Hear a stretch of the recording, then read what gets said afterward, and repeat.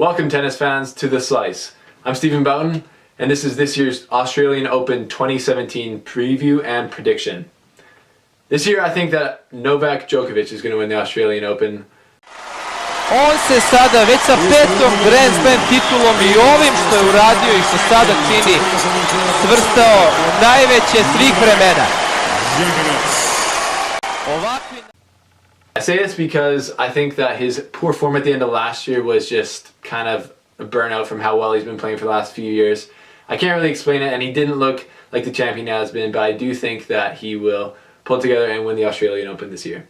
Now, that's not what I hope happens. That is as far removed from any subjective reasoning as I could get. That's just what I objectively think is going to happen. But I do think he's going to win. But there's some dark horses that I think that we should look out for. First up is Alexander Zverev. He is a dangerous young player. He's 19 years old, and he's one of the ATP young guns. He's in the easiest corner in my view of the draw. I've been looking at the draw, and in his quarter, the top players are Milos Raonic, who I think is ranked higher than he actually should be. No offense, Milos. I know you're Canadian. And Gael Monfils. And I think that Zverev can beat both those players, and if he gets out of his quarter, he can do damage to anyone on the tour at this point. The second dark horse that I would say is Roger Federer. And you might say, that's not a dark horse at all. He's the best tennis player of all time. And I agree. But the fact is, he's ranked number 17th at this US Open, and he's coming off of 5 months of rest. Now, in my opinion, he played really well at the Hopman Cup. His backhand was looking great. I thought he was being aggressive and he was taking risks and he was working on things. Although he lost to Alexander Zverev, who I already said is a dark horse for me.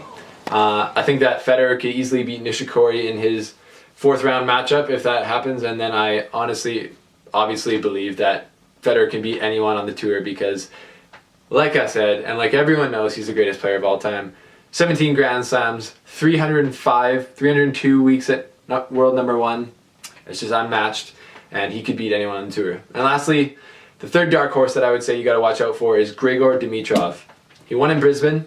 And he's playing really well right now. He looks fresh, and I think his game has improved somehow over the break from his worst year on his career last year. But if he can get past Djokovic in the fourth round, then he pretty much has a wide open draw to get deep in this tournament because he's in also the same half as Zverev, with the top players in that half being Gael Monfils and Milos Raonic, other than Djokovic, obviously. So if he can get by Djokovic, he has a really good chance of going deep. And those are this year's dark horses. When looking at the draw this year, I see an interesting kind of trend or theme. And I'm going to call it the fourth round frenzy. Because for me, I see 4 potential matchups that if things go how they should, there's lined up to be 4 amazing opportunities for young players on the tour. Well, 3 of them are young. One of them's not very young.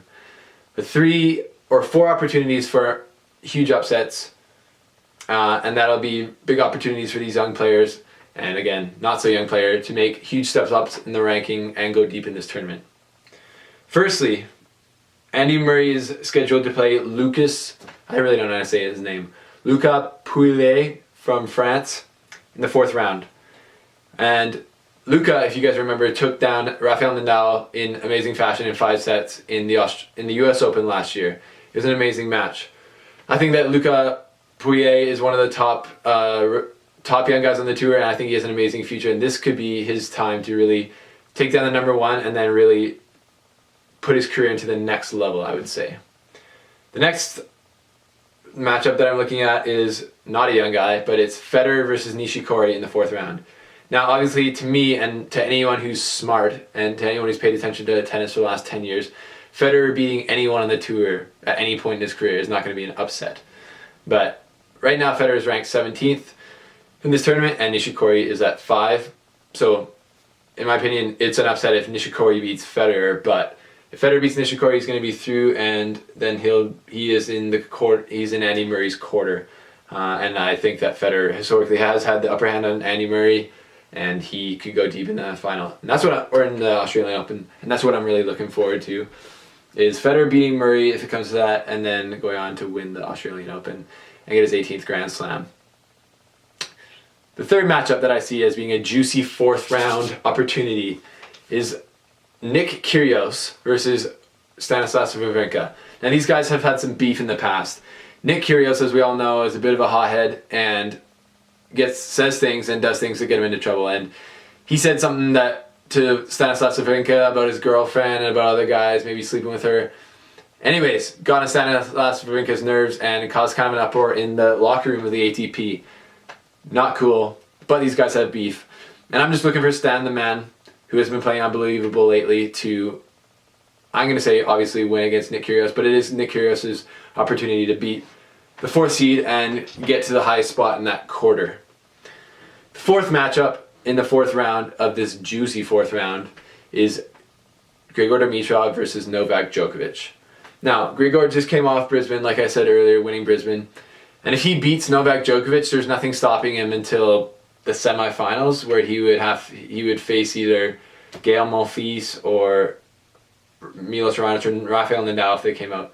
And he could beat all those players. He just beat Milos Raonic in Brisbane, and he's playing incredible. So if he could beat Novak Djokovic, this would really be a great opportunity for Dimitrov to start his 2017 campaign off in amazing fashion and to boost his ranking to get deep in this tournament.